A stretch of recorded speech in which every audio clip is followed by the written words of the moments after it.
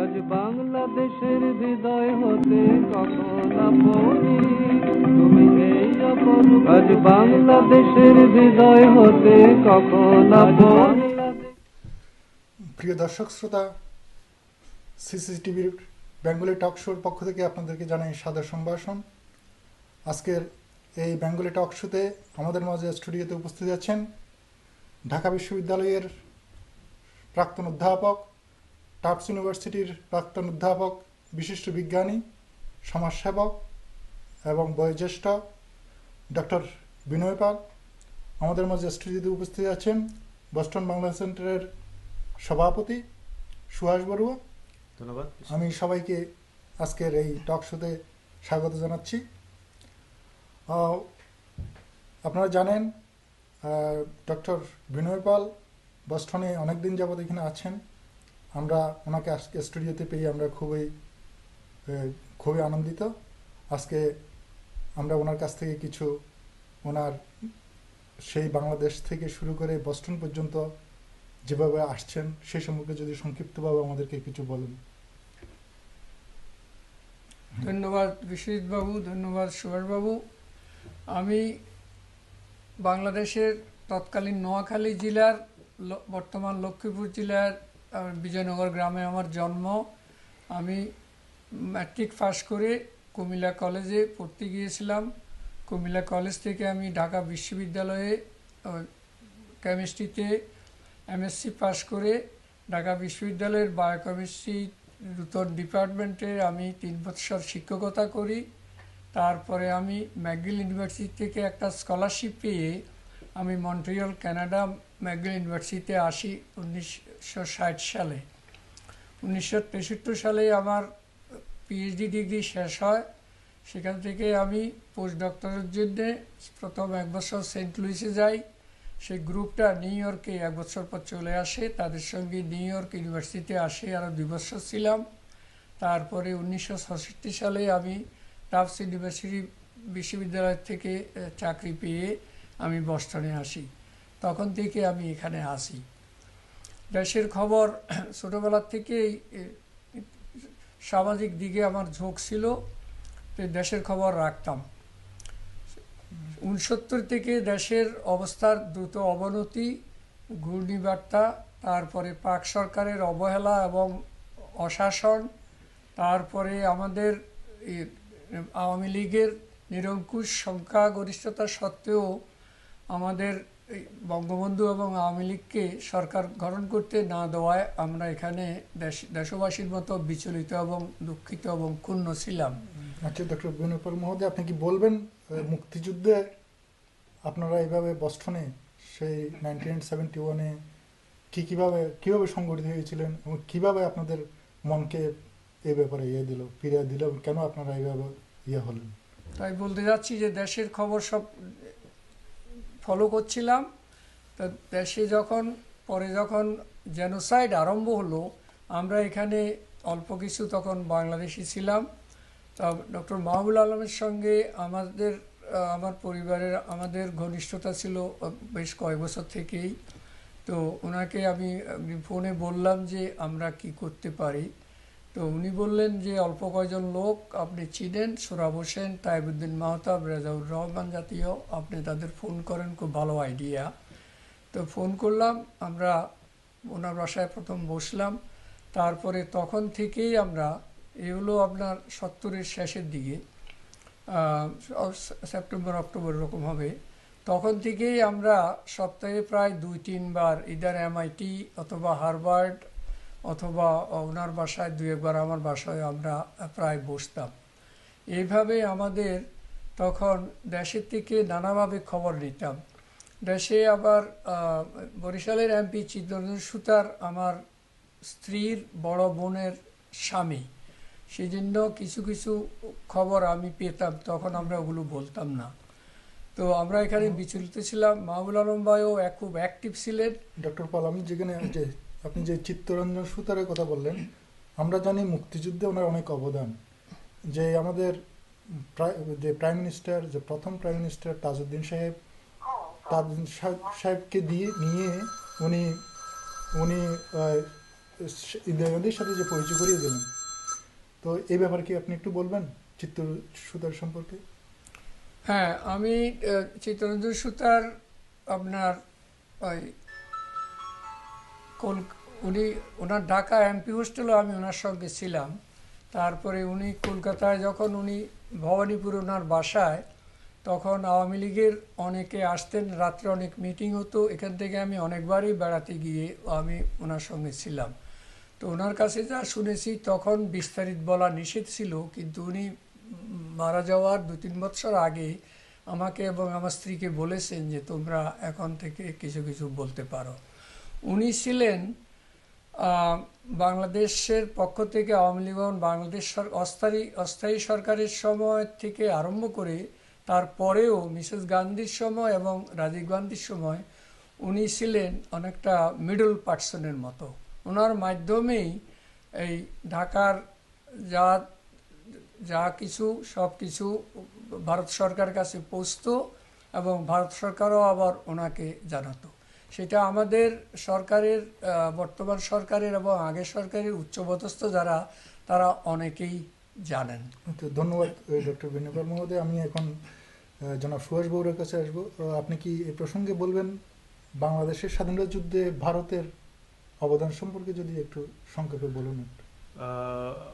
আসলে আজকে আমার মনে হয় যে আমরা বিনয়দার কাছ থেকে আমরা বোস্টনের কিছু ইতিহাস শুনলে মনে হয় বলা হয়। তো আমি কোনো আলোচনা অংশগ্রহণ না করে বরং বিনয়দাকে কিছু দুইটা প্রশ্ন করলে মনে হয় ভালো হয়, কি বলেন? হ্যাঁ, ঠিক আছে। তবে আমি এইটুকু বলতে চাই যে বিনয়দার কথাগুলো আমাদের শোনা দরকার, কারণ আমরা অনেক পরে আসলাম, উনি আমাদের জন্মের আগে এখানে আসছেন। তখনকার এখানকার বাঙালিদের সামাজিক প্রেক্ষাপট এবং আপনাদের লেখাপড়া, সাথে সাথে সোশ্যাল ওয়ার্ক, রাজনৈতিকভাবে অ্যাক্টিভিটিস, আমার মনে হয় আপনি যদি এগুলো আর একটু বিস্তারিতভাবে বলেন আমাদের জন্য খুব ভালো হয় আর কি। হ্যাঁ, ধন্যবাদ সুভাষবাবু। আমরা এই যে বলছিলাম, এখানে আমরা ওই দেশের ওই অবস্থার পরিপ্রেক্ষিতে এবং আমাদের এখানকার আমরা অল্প, কিন্তু পশ্চিমবঙ্গের বা ভারতীয় অনেক, এবং আমাদের এক ভাষা বলে পশ্চিমবঙ্গের অনেকের সঙ্গে আমাদের ঘনিষ্ঠতা ছিল। তা আমরা এখানে আসার পরে দেশের এই সকল ব্যাপার নিয়ে আমরা কিভাবে, যেমন একটা উদাহরণ, আপনার হার্ভার্ড ইউনিভার্সিটির 3 জন professor, doctor David Nalin, Stephen Marlin এবং জন থমাস, ওনারা ঢাকা কলরা রিসার্চে ছিলেন। ওনারা শেষের দিকে যখন দেশে খুব দুরবস্থা, তখন ওনারা চলে আসেন। আমার প্রাক্তন ছাত্র ঢাকা বিশ্ববিদ্যালয়ের জ্ঞান সাহা ওই খবরটা আমাকে জানানোর পরে আমি এখানে গিয়ে 3 জন প্রফেসরের সঙ্গে ওনাদের হার্ভার্ড ইউনিভার্সিটিতে এবং একজনের বাসায়ও, ডক্টর থমাসের নিউটনের বাসায়ও দেখা করি। দেশের সব খবর জেনে আমরা এখানে আরও কিছুটা উৎসাহিত, উত্তেজিত, এবং ওনারা আমাদের সাহায্য করবেন বলেছেন এবং করেছেনও। তখন আমরা যে কয়েকজন, আমি, মাহমুদ আলম ভাই, রেজাউল ভাই, মাহতাব ভাই, সৌরভ ভাই, আরও কিছু আপনার ডক্টর মঞ্জুর আহমেদ কারেটিকার থেকে, তারপরে খান সাহেব লেবনিস্টার থেকে, আমরা এই ঘন ঘন বসতে আরম্ভ করলাম। আমরা হার্ভার্ড স্কোয়ারে আমরা একটা মিছিল করলাম, টাকা তুললাম। আমরা এটা কি আপনি 1971 সালের 1970-এর সেপ্টেম্বর থেকে আরম্ভ করে আমরা প্র্যাকটিক্যালি নিরলস এভাবে করে যাচ্ছি। আমি সংক্ষেপে বলে দিই আপনাদের, আমাদের যে আমরা এখানকার যে ছাত্র সংস্থা আছে এমআইটি এবং হার্ভার্ডে, ইন্ডিয়া বা এশিয়া, যেমন এমআইটিতে ছিল সঙ্গম, এবং এখানকার যে প্রফেসররা আছেন MIT, Harvard, Brandeis, Boston university, Tufts university, ওনাদের সঙ্গে দেখা করি। তারপরে ওনারা সবাই অনেকে সাহায্য করছেন। আমি একটু আগে পরে হবে এই কারণে যে ওনাদের পরে আমরা সম্মান করি 2 বার, সেটা আমি বিস্তারিত পরে বলবো। একবার 35 বার্ষিকীতে, আর একবার শেখ হাসিনা যখন আসছেন 96-এ। তো আমি উদাহরণ দিচ্ছি যে এদের আমরা এখানে, আমাদের উদ্দেশ্য ছিল যে এখানকার জনগণকে এখন সবাইকে আমাদের ন্যায্য অধিকারটা বুঝিয়ে সমর্থন আদায় করা এবং কিছু আর্থিক বা অন্যান্য সাহায্য করা। সেদিক থেকে আমরা এখানকার যেমন মিডিয়া, যেমন বস্টন গ্লোব, চ্যানেল 2 এবং 44 যে এডুকেশনাল চ্যানেল, ওনারা আমাদের সাহায্য করেছেন। বস্টন গ্লোব আমরা যেভাবে যখন যা পাঠিয়েছি ওনারা পাবলিশ করেছেন। চ্যানেল 2-তে 2টা প্রোগ্রাম হয়েছে। সেটা সংক্ষেপে এইভাবে যে আমার স্ত্রী দেশে নভেম্বর 70-তে দেশে গিয়ে জুলাই 71-এ ফিরেছেন। 6 মাস জানতামই না উনি বেঁচে আছেন কিনা। তো উনি আসার পরে এখানে যখন চ্যানেল 2-কে আমরা জানালাম, ওনার একটা সাক্ষাৎকার নিতে রাজি হলেন। সে আধ ঘন্টা উনি যেটা বললেন, ওনার বিবৃতি শুনে সবাই খুবই দুঃখিত, শঙ্কিত এবং ভাবাপ্লুত হয়েছিলেন। তারপরে চ্যানেল 2 আবার আমাদের an evening of Bangladesh music বলে আধ ঘন্টার একটা প্রোগ্রাম ওনারা আবার করলেন। সেটা আমাদের বাংলা গান, মিঠু চৌধুরী বলে আমাদের একজন বাংলা গান করলেন। সেইভাবে আমরা আপনার ক্রেজগি অডিটোরিয়ামে একটা অনুষ্ঠান করলাম, an evening of Bangladesh music and dance. সেখানে আমার স্ত্রী নাচ জানতেন। উনি আপনার 12টা নাচ উনি কোরিওগ্রাফি এবং ডাইরেকশন করেছেন। তার 6টা ছিল 6 বাংলা ঋতুর উপর, আর বাকি 6টা ছিল বাংলাদেশের ও ধান ভানি রে দেখিতে পান দিয়া এই জাতীয়। তো এগুলো এই প্রোগ্রামগুলো কি ওই তখন যুদ্ধকাল বাংলাদেশে যখন যুদ্ধ চলছিল তখন বাঙালিদের অর্গানাইজ করে আমরা 6 মাস রিহার্সাল দিয়ে অতি উত্তম অনুষ্ঠান হয়েছে। 1500 লোক ক্রেজগিতে, এবং পরে স্ট্যান্ডিংও কিছু ছিলেন। তারপরে অনুষ্ঠান শেষে ওই এমসির আমি করেছিলাম ওই ব্যবস্থা, আর MIT-র ভারতীয় ছাত্র সংগমের সুভাষ নায়ক এবং নাদু কুলকার্নি আমাদের সর্বতোভাবে সাহায্য করছেন, হলের ব্যবস্থা এবং রিহার্সাল 6 মাসের ব্যবস্থা। তো অনুষ্ঠান শেষে আমি যখন বললাম যে আশা করি আপনারা অনুষ্ঠান উপভোগ করেছেন, 12 মিনিট স্ট্যান্ডিং ওভেশন ছিল। MIT আমাদের ফিটা আর নেবে না, ওদের আগে যা ফি নেওয়ার কথা ছিল, এবং বাংলাদেশ স্বাধীন না হওয়া পর্যন্ত ওরা আমাদের কোনো অনুষ্ঠানের পয়সা নেবে না। এই ছাড়া আমরা এখানে পেয়েছি। অডিয়েন্স ঠিক বাঙালি ছিল এই 1500? না, অডিয়েন্স বাঙালিতে তো ছিল না, কিন্তু অডিয়েন্স ছিল আমেরিকান এবং ভারতীয় প্রায় সমান সমান, আর বাংলাদেশি যা ছিল তারপরে তো 1500 ভারতীয় অনেক অডিয়েন্স ছিল, আর আমেরিকান ছিল হয়তো একটু বেশি আর কি। তারপরে তো একটা জিনিস আমি আসলে আপনার সাথে একবার কথা প্রসঙ্গে আলোচনা হয়েছিল যে আপনারা এখানকার এক ব্যক্তি, ওনার 1 বছরের টাকা নাকি মুক্তিযুদ্ধের জন্য দিয়েছিলেন, এবং আপনারা একটা কমিউনিকেশন ইকুইপমেন্ট আপনারা পাঠিয়েছে, ওই ব্যাপারটা যদি আমি বলছি। হ্যাঁ, আমরা আপনার এখানে ডক্টর রেজাউর রহমান আমাদের ভাইস প্রেসিডেন্ট, এবং তাইবুদ্দিন মাহতা ভাইস প্রেসিডেন্ট ছিলেন। ডক্টর রেজাউর রহমান তখনকার ওনার সঞ্চিত সব টাকাটা প্রায় $5,500 উনি দিয়েছেন। আর আমরা বাংলাদেশ অ্যাসোসিয়েশনের, এবং আমরা অন্যরা আপনার বেশ কিছুদিন, 1 বছরেরও হবে যে আমাদের মাসে মাসে আমাদের সামান্য বেতনের সামান্য অংশ আমরা দিয়ে যাচ্ছিলাম। ও নিয়ে আমরা $16,600 এবং আপনার ইকুইপমেন্ট পাঠানো হয়েছিল। আপনার ওই লিস্ট আমার কাছে, ওগুলো রেকর্ড আছে, আমি ওগুলো হিসাবে লিস্ট করেছি আমার সঙ্গে আছে এখনো, বা আমার বাসায় আছে, এখানেও আছে। ওখানে আমরা ইকুইপমেন্ট যে পাঠিয়েছি অনেকগুলো, তার মধ্যে একটা কমিউনিকেশন ইকুইপমেন্টের ওইটা তখনকার বাজার দাম ছিল $70,000, আমাদেরকে ওইটা ওই $17,000 দিয়েছিল। তো আমরা ওগুলো আমাদের লোক দিয়ে ওই জেনারেল ওসমানীর কাছে পাঠিয়েছি, এবং আমাদের ডক্টর মাহবুল আলম সভাপতি বঙ্গবন্ধুকে চিঠি দিয়েছেন। সেই চিঠির কপি আবু সাইদ চৌধুরী বাংলাদেশের সভাপতিকে দেওয়া হয়েছে, এবং অর্থমন্ত্রী তাজউদ্দিনকে দেওয়া হয়েছে। তৎকালীন প্রেসিডেন্ট। এটা কি মানে স্বাধীনতা সংগ্রামের সময়? এটা তার এগুলো তার একটু পরে গেছে, এগুলো 72 বোধহয় মার্চ এপ্রিলে গেছে, কিন্তু আমরা ওই টাকাটা আগের থেকে সংগ্রহ করছি, ইকুইপমেন্ট আগের থেকে সংগ্রহ করছি আর কি। তারপরে ঢাকাতে মুজিবনগরে আমাদের মুজিবনগরে আমাদের লোক গেছে তাইবুদ্দিন মাহতাব এখান থেকে টাকা নিয়ে।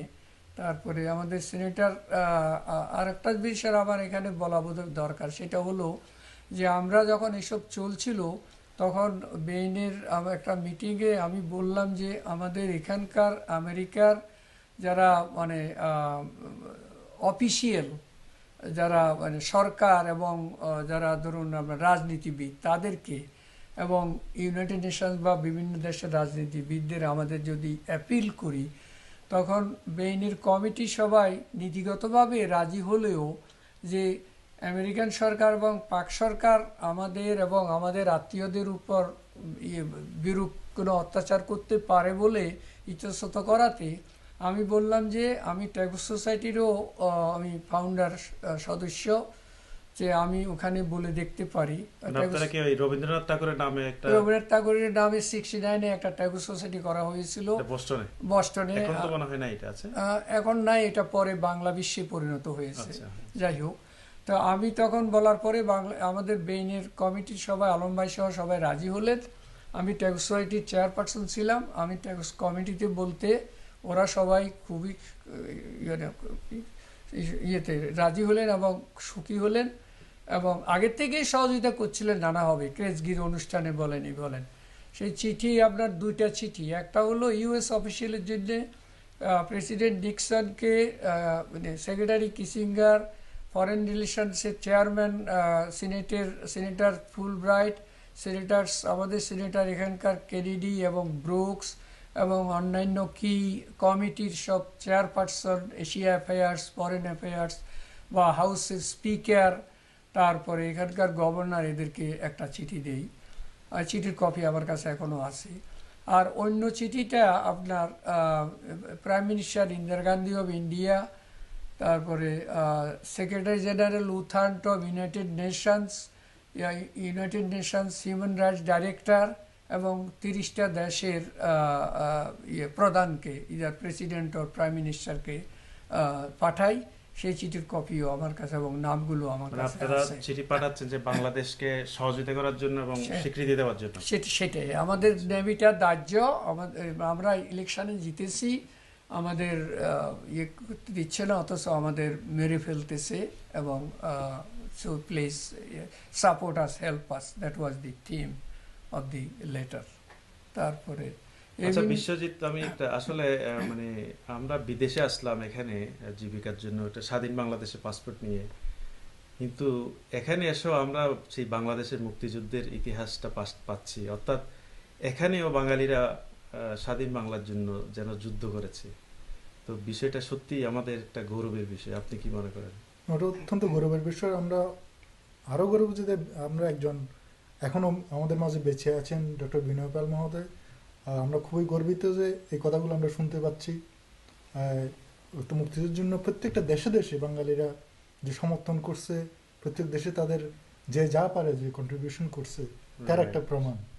শুধু আমরা যে এখানে যুদ্ধ করছি ওই বন্দুক নিয়ে তা নয়, তার মধ্যে বিদেশিরা আমাদেরকে হেল্প করছে। রাইট। এবং যারা আমাদের স্বাধীনতার তৎকালীন আমেরিকান সরকার যারা স্বাধীনতার বিরোধিতা করেছিল, তাদেরকে ওরা এখান থেকে নানাভাবে তাদের মন গলানোর জন্য চেষ্টা করেছে বা তাদের বিরুদ্ধে অবস্থান নিয়েছে অনেকটা। সিনেটর কেনেডি তো কলকাতায় গিয়ে সবকিছু দেখে আসছেন, এসেই তো আমেরিকার সরকারকে সব বলছেন। তখন তো এটা অনেক অনেক বড় ব্যাপার। এই যে ওনারা এই যে বিনোদ তারা রাজি করে রিফিউজি ক্যাম্পে গিয়েছিলেন তো সিনেটর কেনেডি। আচ্ছা বিনীত, আপনি একটু বলবেন কি যে তখন যে মানে কি পরিমাণ বাঙালি ছিল এখানে এবং মূলত কোন ধরনের বাঙালিরা এখানে ছিল? যে আপনারা যে বলছেন কিছু এখানে মোস্টলি একাডেমিক, তখন তো একাডেমিক যারা ওই ইদার লেখাপড়া করতে আসছেন বা লেখাপড়া শেষ করে আসছেন, এই দুই স্তর ছিল আর কি। কিছু ছিল ছাত্র, খুবই কম। কিছু আপনার আমাদের ওই তো ইয়ে থেকে ওই চাকরি, সরকারের চাকরির থেকে ওই ডেপুটেশনে 6 মাস 1 বৎসর কি 2 বৎসর এরকম আসছো। আর যারা ওই পড়াশোনা শেষ করেছে চাকরি, যেমন আমি পিএইচডি করে পোস্টডক করে তারপরে এখানে আমি চাকরি নিয়ে আসছি, এই জাতীয় কিছু ছিল। বাবুল আলম ভাই এখানে পিএইচডি করে উনি ছিলেন।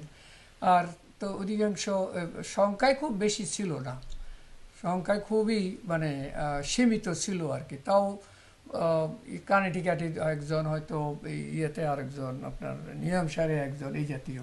গ্রেটার বস্টনে হয়তো 10-12টা ফ্যামিলি ছিল। আর ওই জাতীয় ডেপুটেশনে ওরা হয়তো 5-7 জন এক সময়ে থাকতে পারে এরকম আর কি।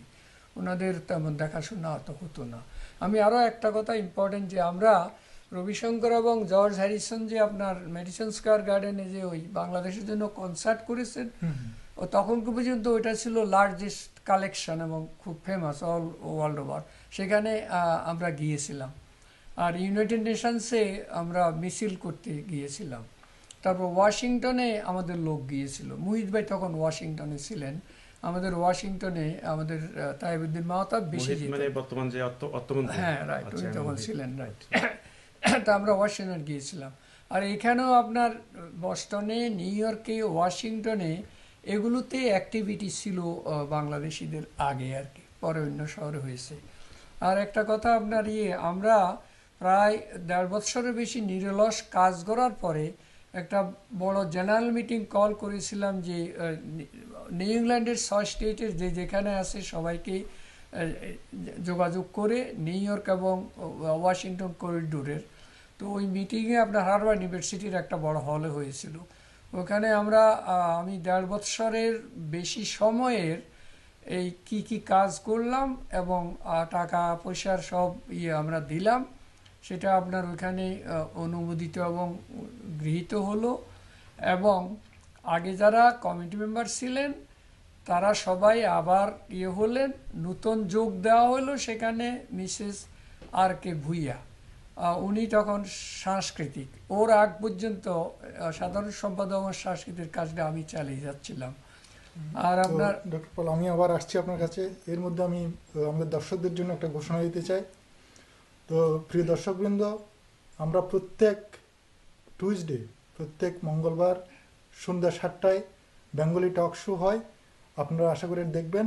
এবং আপনাদের যদি কোনো প্রশ্ন থাকে বা কোনো উপদেশ থাকে, আপনারা সরাসরি আমাদেরকে ফোন করতে পারেন। ফোন নম্বর হচ্ছে 617-876-0055। আবার বলছি 617-876-0055। আপনারা সরাসরি আমাদের আলোচনায় অংশগ্রহণ করতে পারেন, এখনই আমাদেরকে ফোন করতে পারেন। আমরা আপনাদের যদি কোনো প্রশ্ন থাকে আপনারা বিনয় দার উপরে কাছে অথবা আমাদের সুভাষবাবুর কাছে যদি কোনো প্রশ্ন থাকে আপনারা করতে পারেন। আর আমাদের সাথে সবসময় থাকবেন প্রত্যেক মঙ্গলবার সন্ধ্যা 7টায়। তো আমরা আবার আসছি ডক্টর বিনয় পাল। আমি একটু ওই যে সম্মান করা হয়েছে যারা সাহায্য করেছেন আমাদের, সেই কথাটা একটু বলতে চাই। সেটা হলো আপনার যে এখানকার অনেক প্রফেসরস এবং আরও প্রফেসর ভিন্ন 2-4 জন আমাদের যে সাহায্য করেছেন তাদেরকে আমরা দেরিতে হলেও, প্রথম আপনার শেখ হাসিনা যখন 96-এ ওনাকে টাফটস ইউনিভার্সিটিতে ওনাকে সম্মান অভ্যর্থনা দেওয়া হলো, সেই অনুষ্ঠানে এই প্রফেসরদের প্লাগ দেওয়া হলো।